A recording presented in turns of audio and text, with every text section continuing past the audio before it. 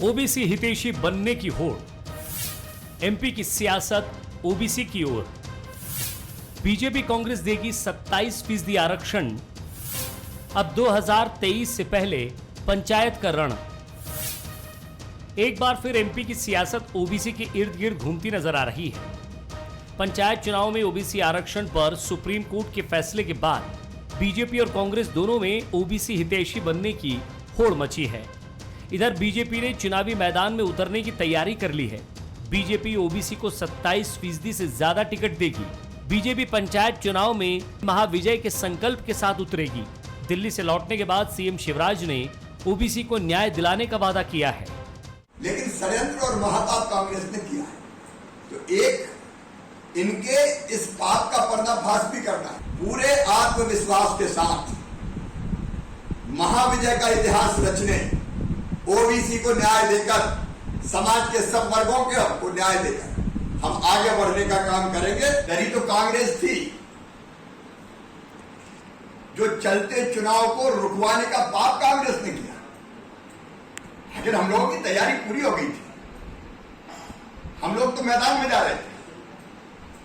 कांग्रेस पराजय के डर से चली गई कोर्ट और इतना बड़ा महापाप किया कि उसी के कारण ओबीसी का आरक्षण रुक गया। हम हर संभव प्रयास करेंगे कि ओबीसी के आरक्षण के साथ चुनाव हो। महाविजय के संकल्प के साथ शंखनाद प्रारंभ करें अध्यक्ष जी। पूरी तरह से हम तैयार हैं और विजयी होंगे। इधर कांग्रेस भी ओबीसी वोटर्स को लुभाने में लगी है। कांग्रेस भी 27% के आधार पर उम्मीदवार उतारेगी। वहीं ब्लेम गेम के मामले में भी कांग्रेस पीछे नहीं है। कांग्रेस बीजेपी की ओर से कोर्ट में सही से पक्ष नहीं रखने का राग अलाप रही है। क्या करेंगे? वो तो अब कानूनी तरीका निकाले। जिन्होंने तो अपना केस सही पेश नहीं किया। अगर ट्रिपल टेस्ट वाला हो जाता तब तो ये स्थिति पैदा नहीं होती।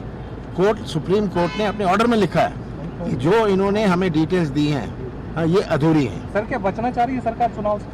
अब मुझे ये नहीं पता। ये तो हर चीज से बचना चाह रही है, आम जनता से बचना चाह रही है। ये पहले हमारे पिछड़े वर्ग को तो आरक्षण दें। भले ही 2023 के चुनाव में अभी वक्त हो, लेकिन आम चुनाव जैसा नजारा एमपी पंचायत चुनाव में देखने को मिलेगा। राजनीतिक विश्लेषक तो इसे 2023 के सेमीफाइनल के तौर पर भी देख रहे हैं। लेकिन ये तो साफ है कि जिस तरह से ओबीसी पर एमपी की सियासत तप रही है, ये मुद्दा 2023 में भी खूब गर्माता दिखेगा।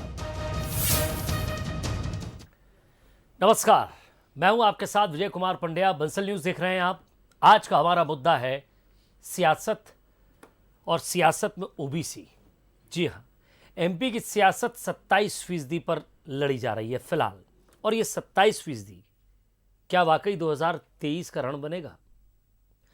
हम एमपी की सियासत में 27% ओबीसी आरक्षण पर अटिकी इस लड़ाई के बारे में बात कर रहे हैं। बीजेपी और कांग्रेस दोनों ही खुद को ओबीसी का हितैषी बताने में जुटे हुए हैं। दोनों ही तरफ से कहा जा रहा है कि हम लड़ाई लड़ रहे हैं। बीजेपी ने भी ऐलान कर दिया है कि वो महाविजय का महासंकल्प लेकर चुनावी मैदान में होगी। तो इस महाविजय के महासंकल्प में ओबीसी का क्या होगा, वो कहां खड़ा है? इधर कांग्रेस पूरे मामले में बीजेपी को जिम्मेदार बता रही है। सवाल यह है कि ओबीसी के साथ जिस तरह से मुख्यमंत्री जी कह रहे हैं कि पूरी लड़ाई लड़ेंगे, महाविजय और महासंकल्प के साथ मैदान में उतरे, और कांग्रेस ने महापाप किया है, तो जरा इन तमाम तरह की बातों को समझने की कोशिश करते हैं। एक बड़ा ही बुद्धिजीवी वर्ग हमारे साथ जुड़ा है। आशीष अग्रवाल साहब प्रवक्ता हैं बीजेपी के, हर बात को बड़ा एनालिसिस करके बात करते हैं और अपनी मजबूती से राय रखते हैं। अमरीश बुंदेला साहब प्रवक्ता हैं कांग्रेस के, बड़ी मजबूती से बंसल न्यूज़ के हर मंच पर वो अपनी बात रखते हुए आए। दिनेश गुप्ता सर हैं, लगभग जब से ओबीसी का मुद्दा उठा है वो लगातार इस मुद्दे पर अपनी मुखर और प्रखर राय रखते आए हैं। मैं सबसे पहले सर आज किसी पॉलिटिकल एंगल पर पहले जाऊंगा, क्योंकि आज मैं पहले आशीष अग्रवाल साहब से बात करूं इस पर कि ये जो महाविजय का संकल्प है, इस महाविजय के संकल्प में केवल महाविजय का संकल्प है या इसके साथ कुछ और भी जुड़ा हुआ है जो हिडन है? वो हिडन ज़रा समझाएं तो इसको और ज़्यादा हमें भी गति मिलेगी, हम भी जनता को अच्छे से समझा सकें।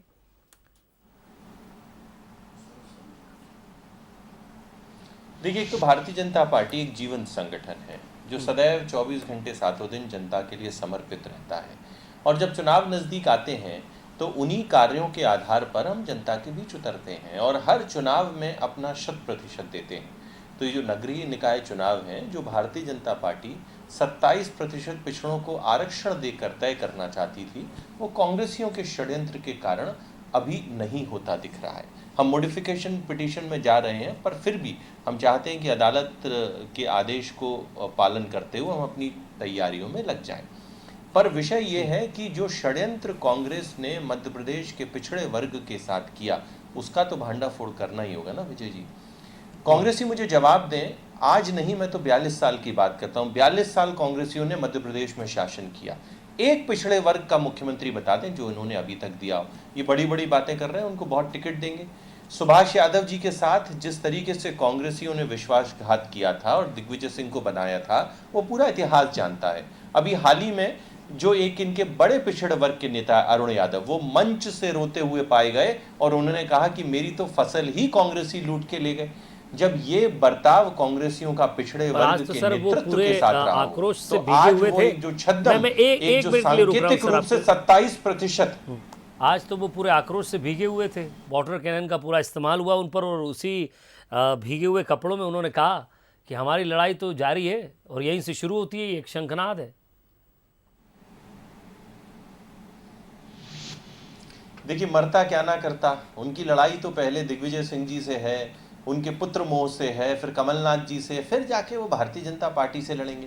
वो तो अपने समाज को ही मुंह लखाने के काबिल नहीं बचे हैं जो कांग्रेसियों ने उनके साथ दुराचार किया है। उसके बाद आ जाते हैं हम कमलनाथ सरकार को। 2019 में जब इन्होंने विधानसभा के पटल पर लिखित एक षड्यंत्र रचा, मध्य प्रदेश की पिछड़े वर्ग की आबादी 50% से ऊपर है, इन्होंने कोर्ट में वो विधेयक टिक नहीं सके, इसके लिए 27% आबादी लिख के उसको पेश किया।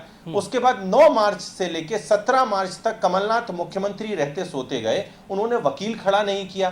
फिर भारतीय जनता पार्टी की सरकार जब आई, उन्होंने 27% आरक्षण के साथ पंचायत चुनाव घोषित किए, उसको इन्होंने विवेक तनखा जी और सैयद जाफर जी के माध्यम से रुकवाया। तो ये तो मध्य प्रदेश की जनता के सामने है, हितैषी साबित करने से नहीं हो जाते। आपने क्या किया है इतिहास में दर्ज है, उससे ये तय है भारतीय जनता पार्टी जाएगी, सामाजिक समरसता के साथ जो चाहती थी अब टिकट देते हुए काम करेगी। मॉडिफिकेशन पिटीशन भी हम ला रहे हैं, अगर वो नहीं हुआ तो भी हम ये सुनिश्चित करेंगे कि ओबीसी को पर्याप्त प्रतिनिधित्व मिले। जी, अमरीश बुंदला साहब, ये कौन सा महापाप है जिसका जिक्र मुख्यमंत्री जी भी कर रहे हैं? वो खुद अपने पाप का जिक्र कर रहे हैं, जो निरंतर 18 साल से महापाप करे जा रहे हैं उसका जिक्र कर रहे हैं और दोषों पर दोष डाल रहे हैं। विजय जी, एक बात बताएं, ओबीसी वर्ग को मध्य प्रदेश में सबसे पहले आरक्षण किसने दिया? दिग्विजय सिंह जी की सरकार ने दिया। कितना दिया? 14% दिया। रामजी महाजन का आयोग का गठन किसने किया? दिग्विजय सिंह जी ने किया। उसके बाद हमने 14 को 27 किया, दिग्विजय सिंह जी ने ही किया। उमा भारती जी ने एक बार आके ओबीसी वर्ग का हक छीना, उसको वापस 14 किया। इसके बाद 15 साल सत्ता में रहे विजय जी, 15 साल में इनको ओबीसी की सुध नहीं आई। 1% आरक्षण, अरे भैया 15 साल में 15% ही कर देते, 14 का 1% बढ़ा देते, 15 कर देते, नहीं कर पाए। उसको 14 को 27 किसने किया विजय जी? दोबारा कांग्रेस की सरकार माननीय कमलनाथ जी ने किया। और उसको फिर कुचलने का कुचगर, उसको कहते हैं ना खत्म करने कुचल किसने किया? भाजपा ने किया। अरे दैया रे, ये सैयद जाफर और ये विवेक तनखा इतने पावरफुल हो गए। हम कांग्रेसी तो उस समय भी थे जब आपने नोटबंदी की थी, आपने कितने सारे बिल लोकसभा विधानसभा में पारित किए, हम तब भी थे। तब आपने सुनी, हमारे विधायकों को आप विधानसभा से निष्कासित कर देते थे, सांसदों को बाहर कर देते, मार्शल बुलवा के भगवा देते थे। और जनता कितनी सड़कों पर रही। मैं अगर बताऊं, अगर ओबीसी, अगर इतने इनके सैयद जाफर इतने स्ट्रांग हैं, जो कि हमारी पार्टी के नेता कोई पदाधिकारी नहीं, मैं विजय जी आपको बताऊं, अगर इतने स्ट्रांग हैं कि उन्होंने मोदी जी की, शिवराज जी की घुटघुटी दबा के, गर्दन दबा के बिल्कुल आरक्षण नहीं हटाओ, मतलब इतने स्ट्रांग हो गए भैया है। मतलब ये बात तय है कि ये तो बहुत ही कमजोर सरकार, और एक तरफ कहती है कि कांग्रेस में दम नहीं है, विपक्ष है ही नहीं। तो ये इनका स्वांग है, ये इनका नाटक है जो शिवराज सरकार निरंतर रच रही है। 18 साल हो गए सत्ता में आपको, मध्य प्रदेश में 42 की बात मत करो। मैं तो कह रहा हूं 18 साल में 18% आरक्षण दे पाए ओबीसीओं को? आप नहीं दे पाए। हम में ताकत थी, हमने किया। और आज जब आप फंस गए, आपको मालूम है पिटीशन, आपकी रिव्यू पिटीशन दायर हो नहीं सकती। और विजय जी एक बात बताऊं, कोई भी व्यक्ति स्वतंत्र तौर पर अगर जाना चाहता है अदालत में, जी विवेक तनखा की बात है, विवेक तनखा कांग्रेस पार्टी के नेता होने के साथ साथ एक प्रोफेशनल लॉयर हैं। मैं याद दिलाऊं, भाजपा की राम जेठमलानी ने किस किस केस लड़े? गुप्ता जी साथ में बैठे हैं, हाजी मस्तान जैसे गैंगस्टर का केस लड़ा इन्होंने, जिन आतंकवादियों ने संसद पर हमला किया था, गिलानी, यूसुफ रजा, जो भी गिलानी नाम था, उसका केस लड़ा राम जेठमलानी ने। वो कौन रहे राम जेठमलानी? भाजपा के बड़े नेता रहे। भाजपा की जो जब बनी थी ना भाजपा, उसमें प्रमुख लोगों, फाउंडर मेंबर रहे, मंत्री रहे अटल बिहारी सरकार में। और आज आप जरा से सैयद जाफर और विवेक तनखा जी पर आरोप लगा, जबकि विवेक तनखा जी ने ऑफिशियली कोई पैरवी नहीं की, कोई केस नहीं लड़ा। रोक रहा हूं सर आपको। दिनेश सर, एक बात तो ये समझ में आती है कि ओबीसी को लेकर इतनी सारी बात कही जा रही है और ओबीसी को लेकर दोनों ही दल कह रहे हैं कि हम आपके हितैषी हैं, लेकिन सवाल ये उठता है कि ओबीसी किसकी तरफ देख रहा है? आप 27% उसको आरक्षण दे रहे हैं राजनीति में, अभी फिर वो एजुकेशन की तरफ बढ़ेगा या बात करना है, या वो एक अलग अपनी एक लंबी प्रक्रिया है, मैं उस पर फिलहाल नहीं जाना चाहूँगा। लेकिन क्या वाकई इस तरह की ज़रूरत महसूस कर रहा है क्या ओबीसी?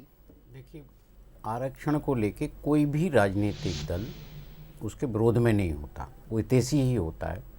आप SC ST आरक्षण हो, ओबीसी हो, माइनॉरिटी हो, कोई भी आरक्षण हो, आप किसी भी राजनीतिक दल से रैंडमली पूछ लीजिए, सर्वे कर लीजिए, वो कहेगा हम पक्ष में हैं।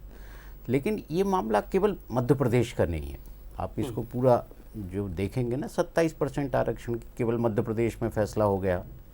आप महाराष्ट्र में हुआ, झारखंड में हुआ, कई राज्यों में ये इशू चल रहा है कि 27% आरक्षण ओबीसी को देना चाहिए। खासकर उत्तर भारत के जो राज्य हैं जहां ओबीसी आबादी है, वहां ये सब विषय है। और कहीं ना कहीं इसका जो आपको आरक्षण देना है तो उसका प्रावधान है कि आपको ट्रिपल टेस्ट करना पड़ेगा।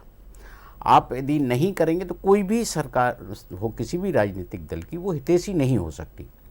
और ये कोई ऐसा नहीं है कि अभी 6-8 महीने में 17, 18, 19 में कोई निर्णय आया हो कि हमको ट्रिपल टेस्ट करना है। तो जो राजनीतिक इच्छा शक्ति होना चाहिए, जिस वक्त ये निर्णय आया था उस वक्त महाराष्ट्र को भी करना चाहिए था, उस वक्त मध्य प्रदेश को भी करना चाहिए, उस वक्त झारखंड को भी चाहिए। जिन जिन राज्यों में जो ट्रिपल टेस्ट की आवश्यकता थी वो होना चाहिए। अब जब ये बात हो रही है कि हम 27% सीट देंगे, 27% टिकट देंगे, सुप्रीम कोर्ट और ट्रिपल टेस्ट यही तो कह रहा है कि आप बताइए इनको पर्याप्त प्रतिनिधित्व है कि नहीं। और आप कोई भी चुनाव मध्य प्रदेश का उठा के देख लीजिए, जहां आप कहते, जब ये क्लेम करते हो कि 48% या 56% ओबीसी पॉपुलेशन है, तो आपको क्या लगता है कि इनके लोगों को कभी टिकट उतना मिला नहीं होगा उस मात्रा में? जो, क्योंकि जब हम देखते हैं ना कि कास्ट इक्वेशन देख के आप टिकट देते हैं, रीजनल के हिसाब से आप लीडरशिप तय करते हैं, तो जब वो कह रहे हैं यही तो डाटा उनको चाहिए कि इनके पर्याप्त प्रतिनिधित्व कभी मिला कि नहीं मिला, तो वो तो कोई भी राजनीतिक दल नहीं दे रहा। भले आप 19 में आपने विधानसभा में कोई भी एक विधेयक लाए तो भारतीय जनता पार्टी वहाँ भी थे और भी राजनीतिक दल थे। यदि डेटा गलत था तो बहुत सारे उसके तरीके हैं। मैं आपकी बात से एक चीज़ समझाऊँ सर, कि ये जो 27% जो कहा जा रहा है कि आरक्षण दे दिया जाएगा पॉलिटिकल में, राजनीति में, इस 27% आरक्षण के पीछे की जो आंच है वो तो बहुत लंबी है। ये तो सिर्फ जबानी जंग चल रही है। ये अभी तो ये शुरू हुआ है। आप देखिए कि ये मामला बहुत आगे तक जाएगा। और ये केवल ऐसा नहीं है कि उन्हें एक चुनाव आयोग ने चुनाव अनाउंस करा दिया और इशू खत्म हो गया। ये तो मतलब दोनों दल की समस्या है। हाँ, दोनों दलों की। जब तक ये ट्रिपल टेस्ट नहीं हो जाता तब तक ओबीसी सरकार की तरफ देखता रहेगा।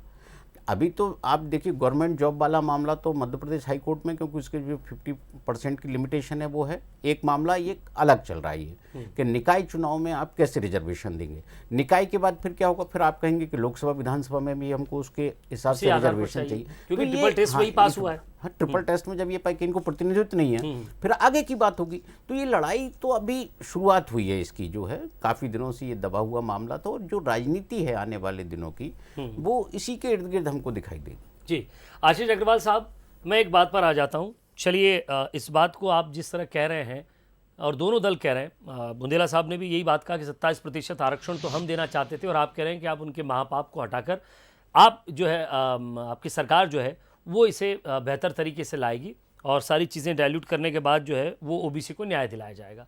आप सर बता दीजिए, 27% आरक्षण को लागू करने में आपको पॉलिटिकल तौर पर बहुत सारे समीकरणों का बूथ स्तर से लेके जिस बूथ की आप बात करते हैं उस बूथ स्तर से ही लड़ाई शुरू हो जाएगी। ये दोनों ही पॉलिटिकल पार्टियों को बहुत करीब से समझना पड़ेगा।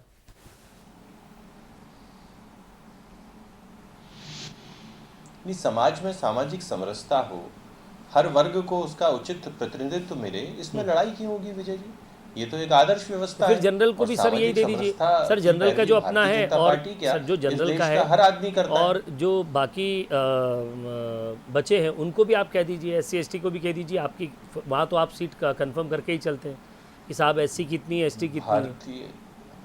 भारत देखिए, मैं ट्रिपल टेस्ट, विजय जी मैं अपनी बात पूरी करूं। देखिए, ट्रिपल टेस्ट होता ही इसीलिए है कि समाज में किस वर्ग को किस स्तर तक प्रतिनिधित्व मिलना चाहिए जिसके लिए आरक्षण हो।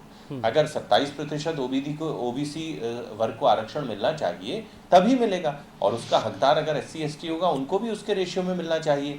भारतीय जनता पार्टी ने तो सर्व जनहिताय की सरकार चलाई है। हमने तो 10% EWS जनरल कैटेगरी के पिछड़े हुए गरीब लोगों को भी 10% आरक्षण दिया। तो हमने तो जो सबका साथ सबका विश्वास का नारा दिया था उस पर हम आगे बढ़ रहे हैं। अब आपने कहा कि दोनों दल अपनी बात कर रहे हैं, नहीं, भारतीय जनता पार्टी तथ्यों पर आधारित सत्य बोल रही है और ये अतार्किक रूप से झूठ बोल रहे हैं। जब भी किसी व्यक्ति के झूठ को आपको खंगालना हो तो इतिहास पे चले जाइए। मैं तो आपसे अवनीश जी बोलता हूं, आप अध्ययन करने वाले प्रवक्ता हैं, मुझे आप एक बात बताइए, इस देश में राष्ट्रीय स्तर पर कांग्रेस की सरकारें रही, काका कालेकर आयोग पिछड़े वर्ग के लिए बना, 1955 में बना। 30 साल तक आपकी सरकारें, जब एक छत्र राज्य होता था उसको टेबल के नीचे दबा के रखी रही। उसके बाद मंडल आयोग आया, मंडल आयोग की भी सिफारिश अगर किसी ने माना तो भारतीय जनता पार्टी की समर्थित सरकारों के समय माना गया। इस देश में पिछड़े वर्ग आयोग को संवैधानिक दर्जा कब मिला? जब भारतीय जनता पार्टी की सरकार थी। दूसरी बात, पिछड़े वर्ग को आप सिर्फ आरक्षण चुनाव की बात नहीं करें, शिक्षा और नौकरी पर किसने दिया 27% आरक्षण? मोदी सरकार ने। 27% आरक्षण नीट परीक्षा में भारतीय जनता पार्टी की सरकारों ने दिया। आपने तो सदैव उनको पिछड़ों को और पिछड़ा करने के लिए, अपनी राजनीति चमकाने के लिए पॉलिटिकल गिमिक दिया। मैं 30 सेकंड और लूंगा। इतिहास गवाह है कि जब जब आपकी सरकारें जाने को हुई, जब सरकारें जाने को हुई, 2003 में जब दिग्विजय सिंह की सरकार जा रही थी तो उन्होंने बिना कोई सर्वे कराए, बिना कोई तथ्यात्मक आंकड़ा लिए एक पॉलिटिकल लॉलीपॉप दे दिया, ना सरकार आएगी ना बनाना पड़ेगा। 2019 में जब कमलनाथ को लोकसभा चुनावों में जाना था, दोबारा से उन्होंने एक पॉलिटिकल गिमिक खेला, 27% आरक्षण और 27% आबादी। तो आपने तो सदैव अपने काले कारनामों से कुचक्र रखते हुए पिछड़े वर्ग को यह लॉलीपॉप सौंपा। भारतीय जनता पार्टी ने न सिर्फ चुनाव में अपितु शिक्षा और रोजगार, इन तीनों में प्रयास किया है कि सामाजिक समरसता के साथ उस वर्ग को उचित प्रतिनिधित्व मिले। सबसे बड़ा झूठ जो आशीष जी बोल रहे हैं, मंडल आयोग का गठन VP सिंह की सरकार के समय हुआ। उस मंडल के विरोध में कमंडल कौन लेकर आया? भाजपा लेकर आई, उस सरकार गिर गई। पहली चीज का जवाब। और ये भी गलत है। आशीष जी कृपया करके, मैं आशीष जी धैर्यता से सुनता हूं मैं आपको, मैं आपसे भी वही उम्मीद करता हूं। और ये जो अभी कह रहे थे कि हमने 4 मुख्यमंत्री दिए ओबीसी के, 3 दिए, 2 दिए, उससे कोई मतलब नहीं है। ओबीसी SC ST वर्ग पर अत्याचार, बलात्कार, हत्याओं के मामले में प्रदेश आज नंबर 1 है। अगर हम कहें कि आपके रमन सिंह तो जनरल वर्ग से आते थे, हमने अजीत जोगी SC ST वर्ग से दिए, वर्तमान में ओबीसी वर्ग से, ये कोई पैरामीटर नहीं होते हैं। हमने उत्तर प्रदेश में 7 ब्राह्मण मुख्यमंत्री दिए हैं, तो कहीं ठाकुर मुख्यमंत्री दिए हैं, कहीं SC के दिए, कहीं ST, ये कोई पैरामीटर नहीं होते। पैरामीटर होना चाहिए कि आपने किया क्या है। हम तो कहते कमलनाथ जी विपक्ष में होते हुए भी उनकी काम करने की शैली है, उनकी नीयत है, वो नीति है, तभी तो उनने रहते हुए कहा कि हम 27% ओबीसी वर्ग को टिकट देंगे। और उसके बाद आपको सुधा ही आपकी सरकार को, बीडी शर्मा को, कि उसके बाद वो प्रेस कॉन्फ्रेंस करके देते कि हम उससे ज्यादा। अरे भैया 2 साल से क्या कर रहे हो? सरकार आपकी आ चुकी है 2 साल से। जो छीनी हुई सत्ता जो आपने पाई है उसमें तो आपने कुछ नहीं किया। और एक बात बताऊं आपको, ये जो बार बार जो अब ये केस लड़ने की बात नहीं कहेंगे, क्योंकि मैंने राम जेठमलानी का उदाहरण दे दिया, ऐसे कई उदाहरण हैं। हर्षद मेहता का केस किसने लड़ा? अरुण जेटली ने लड़ा, जाकर देखिए। तो ये वो लोग हैं सर विजय- ओबीसी आरक्षण का क्या विजय जी, होगा? मैं ओबीसी वर्ग की ही बात कर रहा हूं। कांग्रेस पार्टी ने सदैव ओबीसी वर्ग के आरक्षण के लिए काम किया है, और मैंने पूर्व में भी कहा 14 हमने किया। सर एक बार में ही उस चीज को कंप्लीट कर जाते हैं। वो कह रहे हैं कि आपने जो है गलत रिपोर्ट पेश की है, गलत डेटा प्रस्तुत किया, जिसके कारण 27% भी ठीक से नहीं हो हमने पाया। कोई गलत डेटा पेश नहीं किया। गलत डेटा तो इनने पेश किया। वर्तमान में आप 27% आबादी की बात कर रहे हैं आशीष अग्रवाल। सर इन्होंने अभी कहा, इन्होंने किया पता क्या किया, 56% आबादी है, इन्होंने वोटर लिस्ट में उसको 48% दिखा। ये ऑन रिकॉर्ड है। ये अगर ये बात करते हैं कि कांग्रेस के उसमें गलत वो था, गलत तो सबसे बड़ी अगर ये मैं लेता हूं इस पे जवाब लेके फिर दिनेश जी के पास जाता हूं। आशीष अग्रवाल साहब इस पे जवाब दे दीजिएगा कि क्या वाकई अवनीश बुंदेला साहब कह रहे हैं वो सही है, या आप कह रहे हैं जनता उसे सुने? क्योंकि मैं इस पर दिनेश सर का भी कमेंट सर मेरा एक सवाल और आशीष जी से कि 2 साल से आप सत्ता में हो, ठीक है, अभी भी आप नहीं कर पाए। इसके पहले आप 15 साल 14 से 1% बढ़ा देते यार, 14% का 15 कर देते 15 साल। रुकते सर वो 27 भी कर दिया तो क्या हुआ? वो भी कोर्ट में लटका हुआ है। सर मेरा आशीष जी से निवेदन है, आशीष जी ये बता दें, आपने 15 साल में इस मुद्दे को क्यों नहीं छुआ? आपको क्यों सोच नहीं आई कि हमें ओबीसी सर पिछड़ा वर्ग अगर आप 15 महीने रहे तो आयोग तो आपने भी नहीं बनाया। सर हमने बिना आपने भी तो बिना आयोग बनाए किया ना। इन्होंने तो आपने आयोग बनाया क्या? इन्होंने तो उस आयोग को जब कोर्ट से जब आई डिटेल कि आप आयोग बनाइए, पूरी डिटेल दीजिए। देखिए जो उसके लिए आवश्यकता सबसे पहले। चलिए आशीष अग्रवाल साहब। देखिए अवनीश जी, सबसे पहले तो आप अध्ययन कर लीजिएगा मंडल आयोग का गठन 1979। सर मेरे पास पर्याप्त अध्ययन है आशीष जी। मैं बात कर रहा हूँ वीपी सिंह सरकार के मंडल आयोग की। जब उन्होंने आरक्षण दिया तब भी आपने आपकी पार्टी ने उनकी सरकार गिरा दी थी, और आपका सदैव देखा जाए तो आरक्षण का विरोध करता है। अमरीश जी इसका जवाब वो आपको धैर्यपूर्वक सुन रहे थे। अवनीश जी आप कब से बौखलाने लगे? अध्ययन कर लीजिएगा। सर मैं नहीं बौखलाया, बौखला ये है, मैं उनके बीच में नहीं बोला। 1990 में वीपी, देखिए फिर जी बोलिए आशीष जी बोलिए। 1990 में वीपी सिंह जी की सरकार के समय मंडल आयोग की सिफारिशों को लागू किया गया, स्वीकार किया गया, और वीपी सिंह की सरकार को भारतीय जनता पार्टी ने समर्थन दे रखा था। इस बात से आप नकार नहीं सकते। सरकार गिराई अब दूसरी बात मैं कहता हूं, आप कहते हैं 15 साल से क्या किया? सरकार कहता हूं आप सिर्फ आरक्षण को चुनाव में क्यों, शिक्षा में आरक्षण के मुद्दे पर अब वो सरकार गिराने के कारण अलग थे। सरकार गिराने के कारण अलग थे। क्यों नहीं दे पाए? कैसे नहीं दे पाए? हमने गिराने के कारण अलग थे। अब आप ऐसा कैसे कह सकते? 27% किसने किया? अब मुझे विजय जी किसने किया? 27 डेटा सही विजय जी मतलब सारे काम 15 महीने में चाहते हो, 15 साल में कुछ नहीं चाहते हैं। आप तो नाम चाहते नहीं चाहते। एक काम करता हूँ आप तो 3 मतलब 15 महीने में आपको सब चाहिए, कर्जा माफ भी चाहिए, रोजगार। 15 साल में कुछ मत करो, हाथ पे हाथ धरे बैठे। रुकिए अपनी सिर्फ 30 सेकंड ग्रोथ पर काबू रखिए। सर क्रोध नहीं, आप सारे काम 15 महीने में करवाएंगे तो 15 साल में क्या घंटा बजा रहे हैं? 15 महीने में अब धैर्य से सुनिए, 3 बातों का जवाब दे दीजिए। आप दोनों को रोक रहा हूं। दिनेश सर जवाब दे दीजिए। दिनेश जी क्या वाकई ये 27% आरक्षण उस समय कांग्रेस की देने के बस में था? देखिए विजय जी, 27% आरक्षण आपने दिया, ये जानते हुए दिया कि 50% से ऊपर नहीं हो सकता। तो जो इंटेंशन जो है बहुत महत्वपूर्ण है। कोई चीज़ आप लीगल फ्रेमवर्क में करेंगे तो निश्चित तौर पर कोर्ट उसको स्वीकार करेगी। यदि आप जैसे अभी आज गए आपकी 35% दिया जाना चाहिए, कोर्ट का काम देना नहीं है, निर्णय तो आपको लेना है। आप जैसे 27% का निर्णय लिया गया तो आप 35 का ले लेते, और किसी को चैलेंज करना है कोर्ट में तो चैलेंज करता। कोर्ट नहीं दे सकता कोई भी, वो पॉलिसी मेकर नहीं है। तो सर मैं ये समझूं कि आगे जो है जातिगत राजनीति हमारे यहाँ चलती है, तो फिर जिसकी जाति के लोग ज़्यादा होंगे उसी हिसाब से राजनीतिक पार्टियाँ वैसे ही तय करेंगी। फिर किसी की खूबी, किसी का काम, किसी की मेहनत, किसी का उस इलाके में दबदबा, उस इलाके में उसका रुतबा, उसका वैभव, कोई कुछ काम नहीं आएगा। नहीं देखिए, अभी भी कई जगह नहीं आता है, जाति के आधार पर वोटिंग होती है और ये सभी को मालूम है, एकजुट होकर देती है। मध्य प्रदेश में ओबीसी की कौन सी जातियां इफेक्टिव हैं, तो बाकी जातियां भी फिर बड़ी उम्मीद से और आज से पार्टी की तरफ देखती है। हाँ देखते हैं ना, हमने देखा ना कि बहुत जो है जब 2018 के चुनाव में भी एक किसी तरह के अलग आरक्षण के मुद्दे पे लोगों का एक गुस्सा सामने आया था। तो अलग अलग तरह से चलता है, क्योंकि जो हमने कई बार देखा भी है कि कई बार जातिगत तौर पर ओबीसी का व्यक्ति वहां है, उसके पक्ष के लोग ज्यादा हैं, लेकिन फिर भी निर्दलीय चुनाव जीत जाता है। सवाल ये है कि जनता किसे चाहती है, जातिगत आधार पर चाहती है, शैक्षणिक आधार पर चाहती है, मानसिक आधार पर चाहती है, व्यवहारिक आधार पर चाहती है या आर्थिक आधार पर चाहती है? इसको विजय जी ये देखिए, क्या उस आरक्षण से जिन लोगों को लाभ वाकई मिल रहा है क्या? पिछले दिनों में जैसे ज़्यादातर लोगों को आरक्षण की उम्मीद थी सरकारी नौकरियों से, तो वो तो मतलब ये टेस्टिंग, आपकी बात से मैं समझूं कि ये टेस्टिंग है ओबीसी आरक्षण की, कि 27% आरक्षण से भी ज्यादा बीजेपी कहने की बात कर रही, तो फिर पंचायत चुनाव से निकाय, निकाय से फिर विधानसभा और फिर 2024 का लोकसभा, वो सभी जगह तो ये यही टिकट का बंटवारा तय कर देगा कि आगे सरकार किस मूड में है। बिल्कुल। आप अभी भी जो टिकट देने की बात होती है वो जाति के आधार पर होती है कि एक लास्ट रिएक्शन सर 10-10 सेकंड का, आशीष अग्रवाल साहब, इसे आप लोगों के लिए भी करना बहुत ज्यादा आसान काम नहीं है। जैसे आप समझ रहे हैं कि ये कटोरी में ओबीसी आरक्षण है, खीर है और इसको निपटा दिया,